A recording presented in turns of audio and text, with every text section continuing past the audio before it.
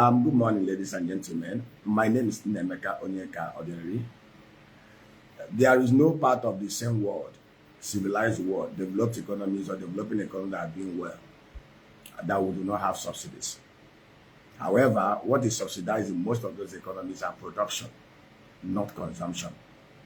Consumption subsidy breeds corruption, inefficiency, whereas production subsidy enhances economic growth, creates jobs and prosperity, and all-inclusive growth for a majority of the people. Today, I shall be addressing the issues of petroleum subsidy in Nigeria. And there is revelation already in place that currently Nigeria is subsidizing the white petroleum product PMS to the tune of 1 trillion naira every month. Remember, at the inception of this government, petroleum subsidy was totally removed. The foreign exchange market, multiple markets were merged together into one. And we held it as a very, very important policy decision and milestone in the history of Nigeria. But as of today, for those in the know, a liter of the PMS is being subsidized massively. In fact, the PMS, which is gasoline, is the only petroleum product that is currently being subsidized in Nigeria. All the other white petroleum products, gas oil, that is commonly known as diesel, ATK, aviation fuel, and the rest of them are fully deregulated and the prices liberalized. But the PMS is still being subsidized and beat through the back door, 1 trillion naira being wasted. Now, I'm here to provide solutions on how we can get around it.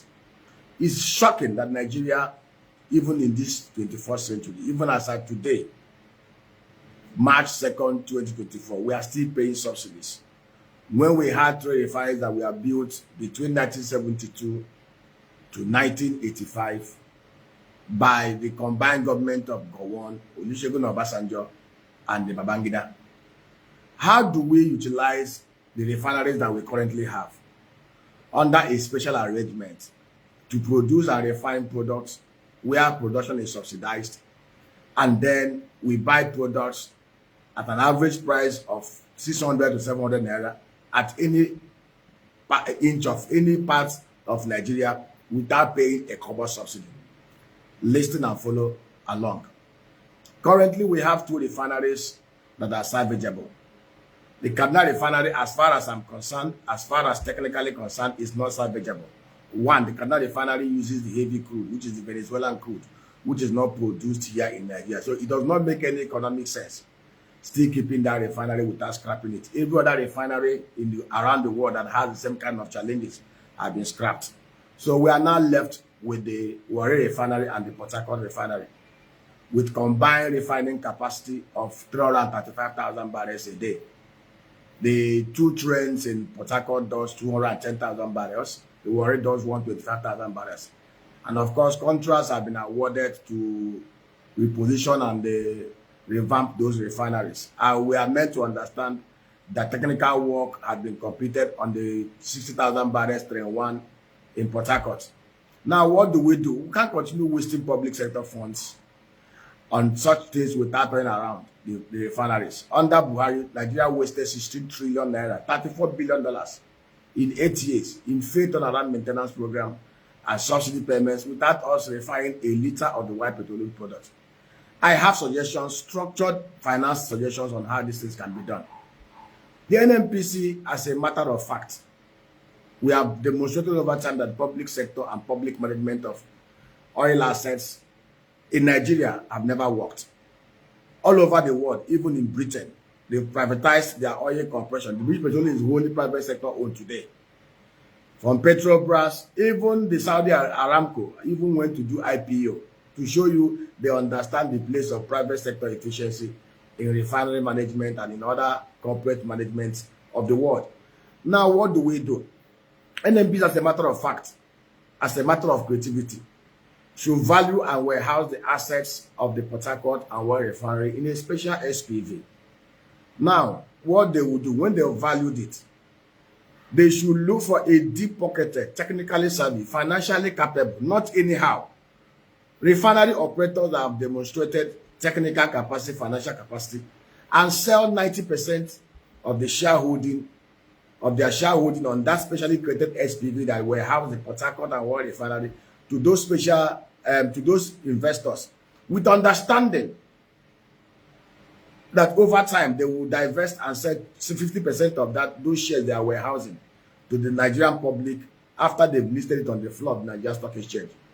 When NNPC sells 80%, not 90, 80% of these shares to these technically capable, financially capable investors, basically what they will need to do, we already have facilities in place in Warri and Port Harcourt to collocate new refinery. They can collocate new 160,000 barrel refinery, a day refinery within the same location. To set up a 160,000 barrel refinery today will cost about $6 billion to $8 billion. But of course, we know that half of those costs will have been incurred if it was a greenfield that does not have the kind of storage and other ancillary facilities already in place in Warri and Port Harcourt. So in the recess, we can actually set up a new refinery, 160,000 barrels at half the original price, because we already have ancillary and supporting facilities within the Warri and Port Harcourt axis. So basically, when this is sold to this private sector investor, it's going to be under a special subsidized production arrangement. And what do I mean by that? We all know that the cost of crude oil production in Nigeria averages between $21 to $31 per barrel, depending on the location. And we all know that we already have 445,000 barrels that are dedicated to the existing refineries in Nigeria, which we have been wasting and squandering over the last 8 years doing DSP, direct sales and direct special arrangement, swap arrangement that have not benefited Nigeria. So we can actually dedicate these 445,000 barrels under this special arrangement, because by the time they collocate new refineries, basically based on the existing refining capacity of Warri and Port Harcourt and then the new, it will have a total dedicated 495,000 barrels per day subsidized production arrangement for domestic consumption. Just follow me. Under this special arrangement, we will have 495,000 barrels per day refinery under a special JV arrangement where production is subsidized. And what do I mean by production subsidized? The cost of producing a barrel of crude oil in Nigeria is maximum $31 per barrel. So we are going to do it under what we call cost/defined margin arrangement. So if, for example, the crude oil is given to them, the 45,000 barrels already dedicated for the existing refineries, we can also provide them, give them marginal fuels that can be able to produce additional 100,000 barrels collectively per day to enable them meet up the feedstock supply under this arrangement. So they will be getting the crude oil at the cost of production, $31 per barrel. Now, we all know that efficiently the cost of refining a barrel of crude oil is about $10. So if you put $10 upon $31, you have $41 under that arrangement. Of course, a barrel of crude is made up of 159 liters. When you crack it of different grades of product, 73 liters of PMS, about 43 liters of gas oil, and other byproducts that will come as you crack it along that chain. So cost of $41 per barrel. Now, if you now do the defined margin arrangement of 30%, let us even use the maximum band, 30%, which is about $13.3 of the cost. So they will have to sell at $53.30, which if you convert it even with the current 1,500 naira to $1 exchange rate, we will come to about 79,950 naira refined per barrel. If you divide it by the number of liters in a barrel over the byproducts, you will see that they will sell at a cost plus defined margin of 30% at 505 naira per liter of any of the products. So basically, how do we ensure that under this arrangement, that the products that are production that are subsidized here, that the products are sold with it? Because such volume refined in Nigeria will meet our domestic consumption and even extra. How do we ensure that this same arrangement is not abused? that this subsidized production is not smuggled out of Nigeria. That is where we set up a kind of, in the power sector, we have the Nigerian Bulk Electricity Trading PLC, NBET, which offtakes every production of power generated in Nigeria. We can set up an equivalent of an SPV, equivalent of Nigerian Bulk Electricity Trading Company. Call it Nigerian Bulk White Petroleum Product Trading Company. The board of this SPV will be made up of independent product marketers of Nigeria, those that have filling stations, IPMAN, NUPENG, and other stakeholders will be part of the ownership and the board of this, with a sovereign guarantee.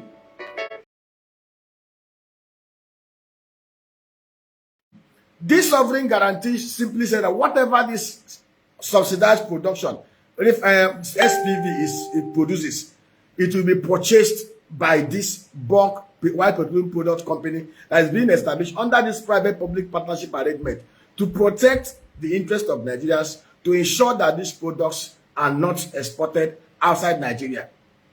Under this special arrangement, irrespective of the fluctuations in crude oil prices globally, irrespective of fluctuations in white petroleum products globally, Nigerians will consume the PMS, gasoline, and other white petroleum products, and even derivatives anywhere in Nigeria at a cost that is not more than 700 naira per liter, with the market fully deregulated. The other refineries in Nigeria that are operating can sell their products to every other part of West Africa, from Cote d'Ivoire to South Africa, to Ghana, to Benin Republic, to Togo, to Niger, to Chad, to Cameroon. There is the Sub-Saharan African market has a 600 million man market where anybody setting up a refinery can sell. But under this subsidized production arrangement, we will save ourselves the $24 billion we waste annually importing white petroleum products, importing mineral oil, and other things. Because under this special arrangement, the byproducts that will come from this refinery will be dedicated for other productions in Nigeria. Nigeria currently imports about $2.3 billion worth of plastic, and we are all aware that one of the raw materials used in producing plastics are byproducts of refined crude. We can deploy the base oil that used in the lubricant will also be a byproduct that will be used by lubricant producers in Nigeria at a cost profile that makes those products very cheap in Nigeria. Under this arrangement, we are not subsidizing consumption. What we are subsidizing is production.